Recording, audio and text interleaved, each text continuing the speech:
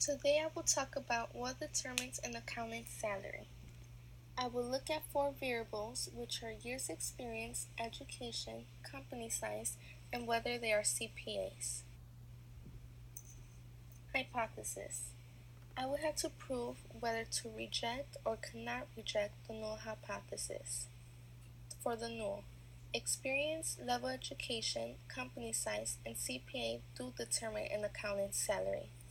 For alternative, experience, level of education, company size, and CPA do not determine an accountant's salary. Data. I got my information from a sample size of 25. These are 25 different types of accountants and their salary, followed by the four variables that I will be testing, which are years experience, education, company size, and CPAs. If you look under the education column, the numbers ranges from 1 to 5.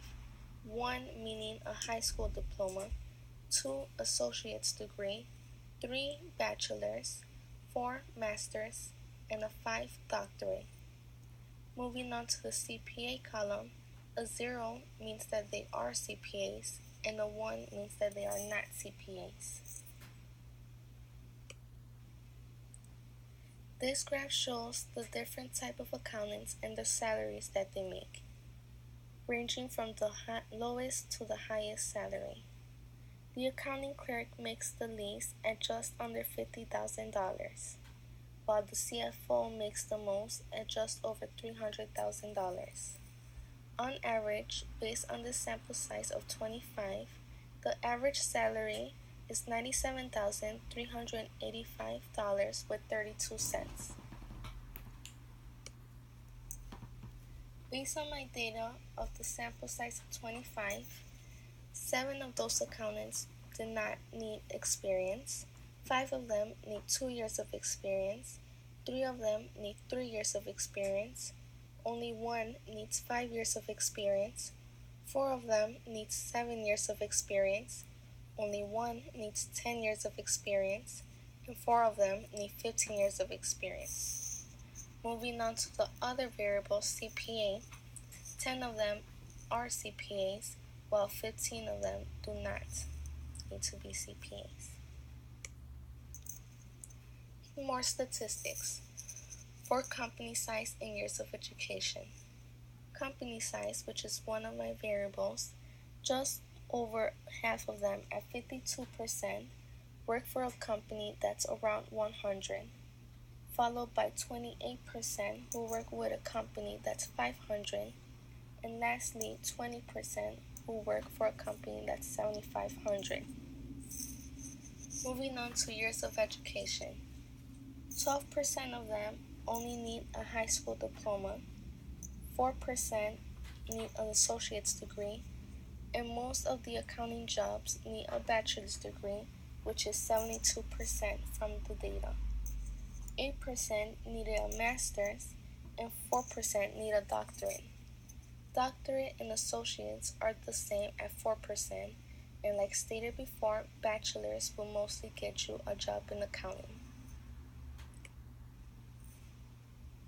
This graph shows the relationship between 3 of the variables being tested.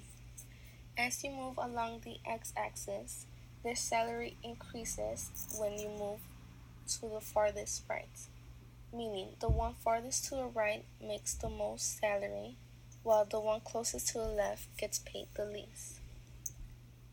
If you look at the CPA line, which is all the way in the bottom, if it has a 1, it means that those accountants do not need to be CPAs. If it's at 0, it means that they do need to be CPAs. Moving on to education, on average, most of them only need a bachelor's, which is at 3.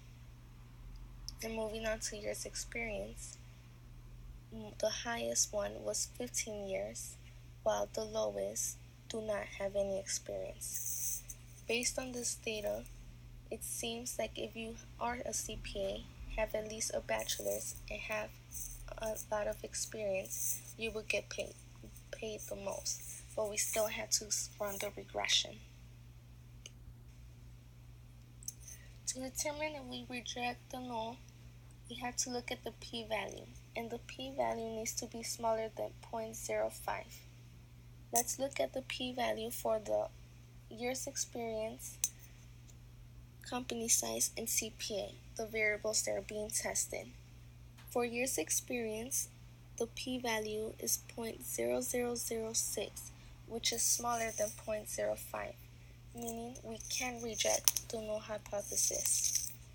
Moving on to education, the p-value is 0.99, which is greater than 0.05, meaning we cannot reject the null hypothesis. Moving on to company size, it's 0.78, which is also greater than 0.05, meaning we cannot reject it. And lastly, it's CPA at 0.57, greater than 0.05, we cannot reject. We cannot reject most of the variables except years experience. So now we had to run a final regression with just the variable that can reject the null hypothesis, which is years experience.